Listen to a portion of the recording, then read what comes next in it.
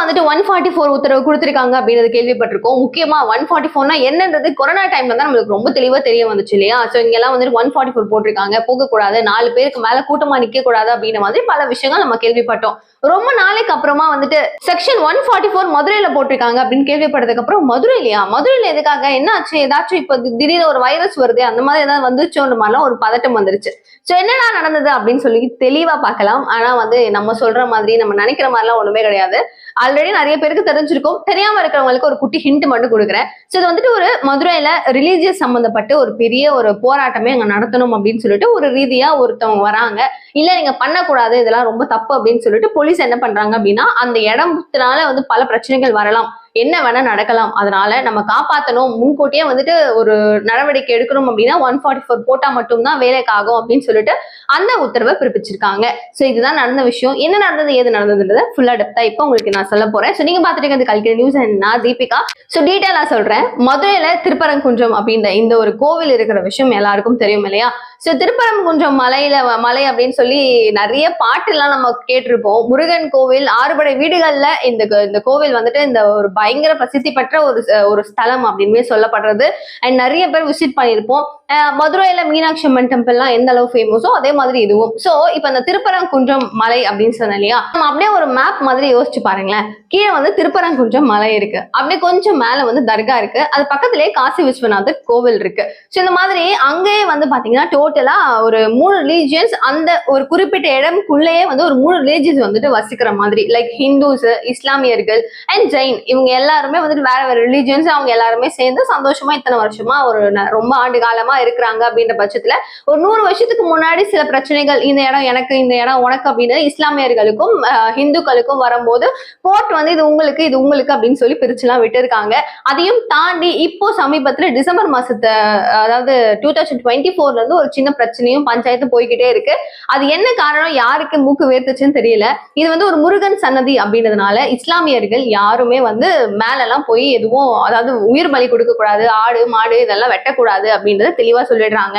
எங்களுடைய இடங்க நாங்க எடுத்துட்டு போறதுல உங்களுக்கு என்ன பிரச்சனை அப்படின்னு சொல்லிட்டு இஸ்லாமியர்கள் சில பேர் கேட்கறத வந்துட்டு அவங்க என்ன சொல்றாங்கன்னா, நீங்க எடுத்துட்டு போறீங்க ஓகே தான், ஆனா கோவில் வழியா நீங்க எடுத்துட்டு போறதுலாம் எங்களால ஏத்துக்க முடியாது, நீங்க போய் உயிர் பலி கொடுக்க போறீங்கன்னு போது வந்து பியூரான சாமிங்க, இது வந்து வெஜிடேரியன், நீங்க அப்படி எப்படி நான்வெஜ் கொண்டு போகலாம் அப்படின்னு சொல்லிட்டு ஹிந்து அமைப்புல சார்பில் ஒரு கண்டனம் வருது.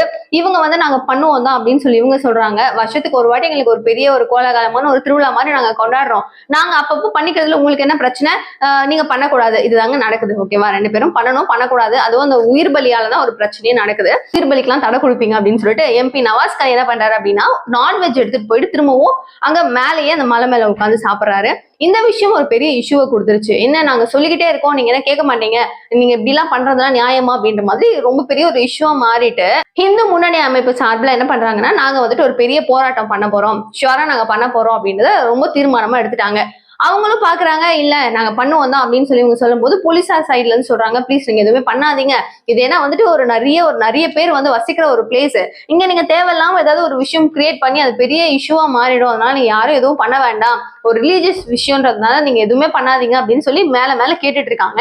நீங்க வேண்டாம், 144 தடை போட்டாலும் நாங்க கண்டிப்பா பண்ணிதான் ஆகுவோம், இது எங்களுக்கான ஒரு போராட்டம், நாங்க நடத்துற போராட்டம் அப்படின்னு சொல்லிட்டு முருகனுடைய கோஷம் அரோகரா ஓம் முருகா இவரு அப்படின்னு சொல்லிட்டு அனைத்தையும் அவங்க வந்து நடத்துறதுக்கு அவங்க பிளான் பண்ணி ஃபுல்லா பண்ணிட்டாங்க. ஓகே இது வேலைக்காகாது. ஏன்னா ஒரு பக்கம் வந்து முஸ்லிம்ஸ் வந்து சண்டை போடலாம், வேற ரிலீஜியஸ்ல இருக்கிறவங்க சண்டை போடலாம், இது என்ன வேணா நடக்கலாம், ஒரு பெரிய மத பிரச்சனையா மாறி போயிடும், அதனால நம்ம இதை வந்து அப்படியே மூடி மறைக்கணும் அப்படின்னு சொல்லிட்டு 144 தடையை அங்க உத்தரவு வந்து போட்டுடுறாங்க. 2000 போலீஸ்காரங்க வந்துட்டு இப்போதைக்கு பாதுகாப்பு கொடுத்துருக்காங்களா, அப்ப எந்த அளவுக்கு ஒரு பெரிய இஷ்யூவா இருந்திருக்கும்னு யோசிச்சு பாருங்க. அண்ட் வந்து இப்போ ரீசெண்டா நான் கேட்ட வரைக்கும் அங்க வந்து போராட்டம் நடத்தக்கூடாது அப்படின்னு சொல்லியிருந்தாலும் அந்த அமைப்பின் சார்பில் நிறைய பேர் வந்து போராட்டம் பண்ணி கோஷங்கள் எல்லாத்தையுமே வந்துட்டு முழக்கிக்கிட்டே இருக்காங்களாம். ஒரு பக்கம் வந்து அவங்களும் சண்டை போடுறதுக்கான வாய்ப்புகள் இருக்கு அப்படின்னு மாதிரிலாம் சொல்றாங்க. அதுக்கு நடுவுல நிறைய பேர் அரெஸ்ட் பண்ணிருக்காங்க. இந்த மாதிரி பல விஷயங்கள் இப்ப தொடர்ந்து நடந்துட்டு தான் இருக்கு. அண்ட் நீங்க என்ன நினைக்கிறீங்க இந்த இஷ்யூ பத்தி அப்படின்றத சொல்லுங்க. பட் நம்மளோடது நம்ம சொல்லணும்னு நினைக்கிறது என்னன்னா, அது வந்து இப்போ மாத்த முடியுமா மாத்த முடியாதா அப்படின்னு பொதுவாகவே நம்ம சொல்லுவோம். ஹிந்துஸ்க்கு வந்து இப்படி, முஸ்லிம்ஸ்னா வந்து அவங்க நான்வெஜ் சாப்பிடுவாங்கன்றது எல்லாருடைய மைண்ட்லயுமே ஃபிக்ஸ் ஆன ஒரு விஷயம் இல்ல. ஒரு ஃபங்க்ஷன் முஸ்லிம்ஸ்க்கு ஒரு பிரியாணி கொடுப்பாங்கன்றதெல்லாம் வந்து ஒரு ரொம்ப நார்மலா நம்மளுக்கே நல்லா தெரிஞ்ச விஷயம் தான். சடனா வந்து நீ பண்ணக்கூடாது, இது நீ பண்ணணும் அப்படின்னு சொல்றது எந்த அளவுக்கு ஓகேன்றது எனக்கு தெரியல. 2 பக்கமும் பேசி சமமான ஒரு முடிவு எடுத்து இல்ல வழியை எப்படி பிரிச்சு விட்டு அப்படியாவது ஏதாவது ஒண்ணு நடக்கணும், பேச்சுவார்த்தையில நடந்தா நல்லா இருக்குமோன்றது என்னுடைய கருத்து. சோ பல பேரும் அதை தான் நினைச்சிட்டு அவங்களுடைய கமெண்ட்ஸ் போட்டுட்டு இருக்காங்க. சோ நீங்க என்ன நினைக்கிறீங்கன்றத கமெண்ட் பாக்ஸ் சொல்லுங்க. மேலும் இந்த மாதிரி பல அப்டேட்ஸ் தெரிஞ்சுக்கிறதுக்கு சேனலை சப்ஸ்கிரைப் பண்ணிக்கோங்க.